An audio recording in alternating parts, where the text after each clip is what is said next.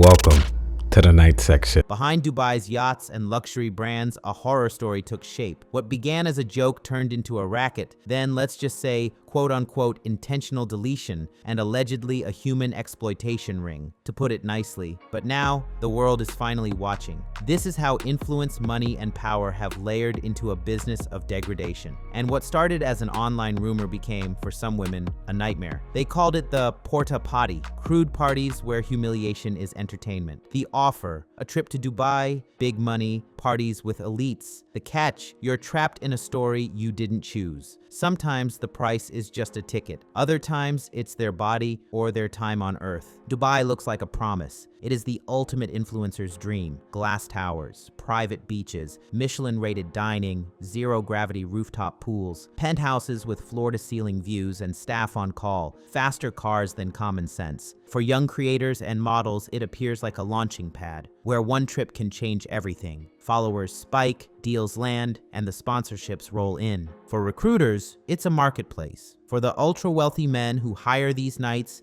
it's a lab where every boundary can be bought. For women from low-income countries or precarious backgrounds, the offer is not only tempting, it looks like a financial rescue. Then they arrive with backpacks and auditions. Agents promise photo shoots, gigs, and brand deals. Sometimes the client is a real brand. Often, the quote-unquote job is a weekend in a hotel suite where the rules are rewritten in cash. The payoff is obvious, hundreds of thousands for one night. So what is Porta Potty? Porta Potty is a slang term. It signals humiliation-based kinks. Men allegedly pay to degrade, and when the resistance is real, they unfortunately pay more. When we talk about allegations, they have been consistent across multiple survivors and investigators. Clients allegedly paying for extreme degradation, and we are talking about acts involving waste, if you can imagine, that are used in this instance, racialized humiliation, and even just straight-up violence. The acts also allegedly being recorded, clips are traded, wire transfers sent, then somehow the women are no longer in Instagram stories. The survivors have spoken of menus, men who allegedly pay a premium for a quote-unquote real reaction, meaning purposely wanting to see resistance, and fear. They quote, want somebody who is going to cry and scream and run. And even one survivor said, quote, in their eyes, that somebody should be a black person. And at those gatherings, the menu is about power, not seduction, not flirting. It is simply about domination. Survivors say they were coerced, intimidated, and forced to comply under threat of deletion. Unfortunately, many who have resisted have been so spiritually broken or have even faded into the background. But the scale has been hard to measure, as many are unaccounted for. In recent years, the stories moved from social media rumors to documented allegations when a small number of cases became public record. Journalists followed cases of women passing away, disappearances, and survivor testimony leading to a pattern. The BBC's Death in Dubai report traced multiple cases of young women recruited to Dubai and subjected to only God knows what. The program identified the trend and put a name to it. March 2025. Maria Kovalchuk, a 20-year-old Ukrainian content creator, went to Dubai on what she thought was a booking. 10 days later, she was found dumped on the side of a road. Multiple surgeries, a shattered spine, broken limbs, and multiple fractures. A woman who once posted glamour photos is now learning to walk again. Maria says she was allegedly attacked after refusing to follow orders at a party, and when she tried to run, they allegedly hunted her. Dubai authorities say she fell from a construction site. CCTV footage vanished. Her family and supporters called for an investigation. Her case pushed the term Porta Potty back into headlines and raised hard questions about the safety of influencer tours and private bookings. The questions kept multiplying, and two more names kept resurfacing in the investigations. For example, Kayla Birungi and Monik, also reported as Mona Karungi, both Ugandan women who passed away in Dubai after allegedly falling from high-rise buildings. Police statements ruled their deaths as self-deletions. However, their families suspect otherwise. In Monik's case, her remains were never returned, and in Kayla's, the toxicology reportedly showed no substances in her system. It seems both women had connections to recruiters and to networks that promised work but never returned. Reporters who dug deeper found patterns of recruitment,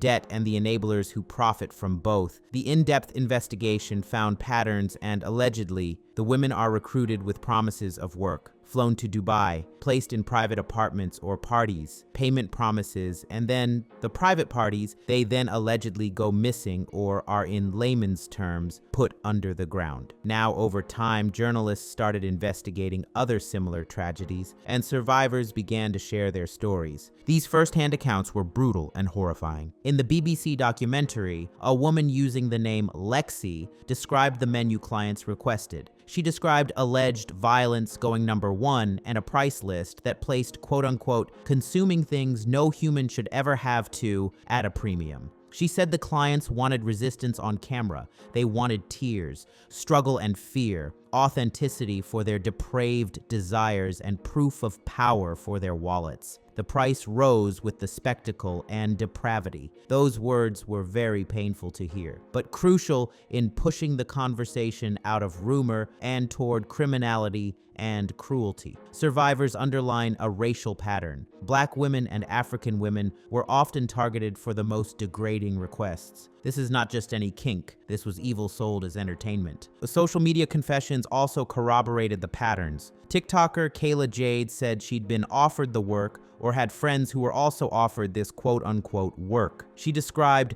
dumb money men who could afford to pay five-figure sums for anything and everything. She recounted hearing stories of dealings with animals. Yes, animals. Now, these are not neat court cases with final verdicts. Many survivors fear legal retaliation. Many come from countries where being part of this world or offering said services could mean arrest, and many of them sign non-disclosure agreements. When BBC reporters went undercover, they traced recruiters. They recorded a man who boasted he could send you the craziest girls and named prices. They allegedly documented a recruitment pipeline from Uganda and other African countries to Dubai. The women described the moment a passport was taken, a phone removed, a door bolted. This is the documentary evidence people are now pointing to when they say the trend stopped being an online horror rumor, now becoming a global scandal. Now, this is not new. The modeling industry has a documented history of exploitation. For decades, the fashion and modeling industry has harbored gatekeepers who offered access to creeps with money. They called them scouts or agents. Names and agencies from the past have surfaced in these type of investigations. Jean-Luc Brunel, as an example, a once prominent model scout who had business ties with Jeffrey Epstein. He, for instance, faced decades of allegations that models were handed off to wealthy men in exchange for quote-unquote favors. Investigations into Brunel and others exposed how agencies can orient around introductions rather than careers, with seats at tables that come with strings attached. Brunel's arrest, charges, and his eventual doom in custody outlined a familiar truth. When agencies mingle with the wrong networks, models become inventory. Lori Marsden, former model turned advocate, calls it a quote-unquote conveyor belt. Her words are chilling, and this is not verbatim. Quote, "Get young, naive victims, house them like cattle, charge them for everything. When they don't work out, introduce them to older, wealthy men." She says agencies created a system, recruiting the young, housing them in crowded shared spaces, then billing them for everything. When bills would overwhelm them, the agencies allegedly offered quote-unquote introductions to the wealthy. Those dinners, casting calls for clientele disguised as mentors. The playbook was based on certain tactics: lure, indebtedness, control, and sale. Jill Dodd, as an example, found this out the hard way. Jill was allegedly told that her agency had arranged a meeting for her with a billionaire in Saudi Arabia. Later, she learned her agency was paid $50,000 for the introduction, not as a favor, but as a transaction.